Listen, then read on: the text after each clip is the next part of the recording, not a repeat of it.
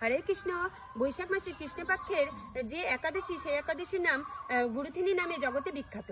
এই যে ব্যক্তি এই একাদশী শ্রদ্ধা সহকারে ব্রত পালন করেন, সেই ব্যক্তিকে ইহলোকে ও পরলোকে কাঙ্ক্ষিত ফল তার লাভ হয়ে যায়। সূর্যপুত্র যমরাজের যাতনা থেকে মুক্তি পাওয়ার জন্য এই গুরুথিনী একাদশী সকলেরই আমাদের করা খুবই কর্তব্য। যে ব্যক্তি এই একাদশীর ব্রত পালন করবেন, সেই ব্যক্তিকে দশমী এবং দ্বাদশী তিথিতে কাঁসার পাত্রে মাংস, ছোলা, শাক এইসব খাদ্যদ্রব্য গ্রহণ করা বর্জন করতে হবে এবং এই দিনগুলিতে সেই ব্যক্তির কখনোই মিথ্যা কথা বলা, পরনিন্দা, পরচর্চা, চুরি এই সমস্ত কাজগুলি করা যাবে না। পালন করে যেই ব্যক্তি শ্রদ্ধা সহকারে এই গুরুথিনী একাদশীর ব্রত পালন করেন, সেই ব্যক্তির মহাপাপ বিনষ্ট হয়ে সেই ব্যক্তির অক্ষয় গতি প্রাপ্ত। গুরুথিনী একাদশীর মহিমা শ্রবণ করলে বা পাঠ করলে সহস্র গোদানের ফল লাভ হয়ে যায়। তো সকলেই এই গুরুথিনী একাদশীর ব্রত পালন করবেন। হরে কৃষ্ণ, রাধে রাধে।